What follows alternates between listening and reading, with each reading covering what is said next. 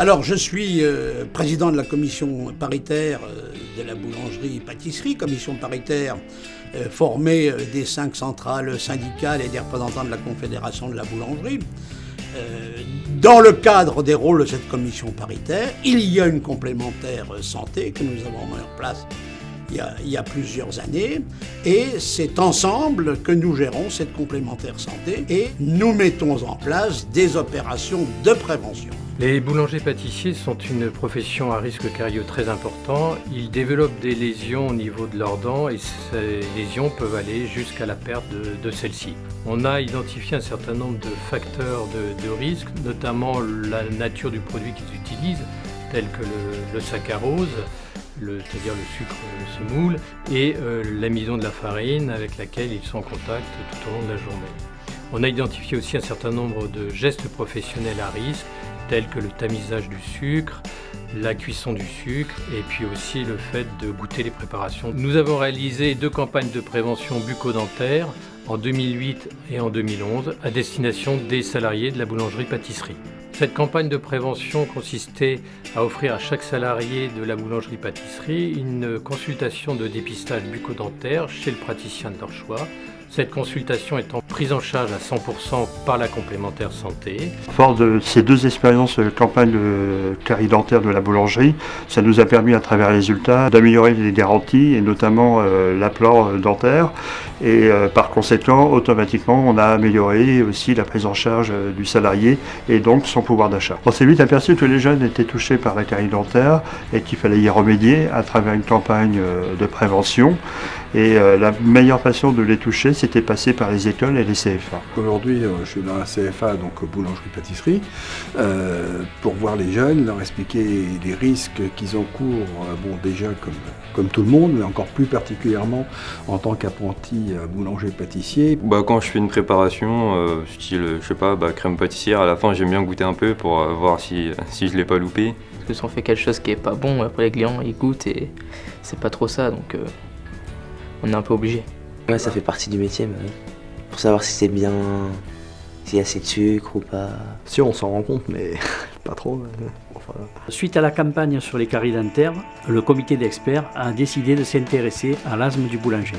En effet, l'allergie à la farine est la première cause d'asthme professionnel. Les poussières de farine ont 2 actions. D'abord, une première action, par le contact, elles se déposent sur les muqueuses du nez. Elles vont créer déjà une première allergie, ce qu'on appelle la rhinite. Et puis, au bout d'un certain temps, le nez va être bouché. Et là, dans ces situations, on sait que les poussières de farine vont descendre beaucoup plus profondément dans l'appareil respiratoire, c'est-à-dire au niveau des bronches, puisqu'en fait, on a le nez bouché, donc on respire plus par la bouche. Et dans cette situation, elles vont de nouveau générer une allergie, donc au niveau des bronches, qu'on appelle donc un asthme. Et la particularité de l'asthme, lorsqu'il y a une manifestation allergique, c'est qu'en fait, la bronche se rétrécit. Et donc, on a moins d'air. Donc non seulement on a le nez bouché, et en plus de ça, on a moins d'air pour amener aux poumons. Donc c'est pour ça qu'un des premiers signes, c'est bien cette sensation d'oppression, de gêne respiratoire, de baisse, de sensation de baisse de la capacité respiratoire qui se manifeste au départ quand on monte quelques escaliers ou quand on va vouloir aller faire un effort particulier. En 2012, les partenaires sociaux ont décidé de lancer une grande campagne de sensibilisation sur l'asthme à destination de tous les boulangers. Les infirmières ont contacté l'ensemble des boulangers pour les sensibiliser à l'allergie à la farine et dépister les premiers symptômes de rhinite et d'asthme.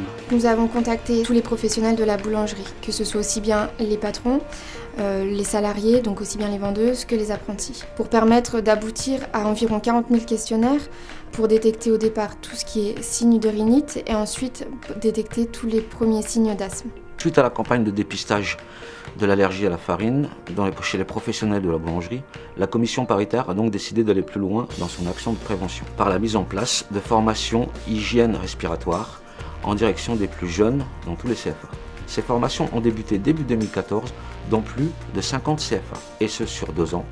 Au total, 150 CFA seront concernés. Ces actions de prévention permettent aux jeunes de mieux comprendre les fonctions respiratoires, mais aussi les risques d'exposition à la farine et les actions de prévention, notamment le nettoyage du nez après le travail. Des mini-films reprennent les meilleurs gestes et risques pour les expliquer de façon ludique. Maîtriser la santé de chacun, c'est quand même un plus. aussi bien pour l'entreprise que pour le salarié. C'est bien beau d'offrir une complémentaire santé, mais encore faut-il qu'elle serve à quelque chose. Et pas à rembourser des maladies qui auraient pu être prévenues auparavant. Il y a quand même une prise de conscience.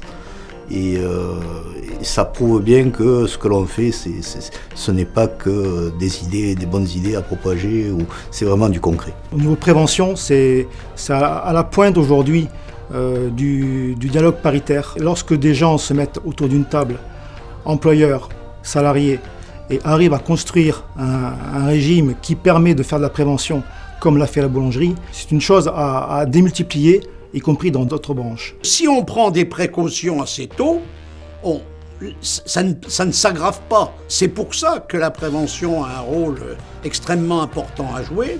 C'est pour ça d'ailleurs que nous y consacrons un budget important. Et je reste, moi, persuadé que ça ne peut que permettre aux gens de travailler dans de bonnes conditions.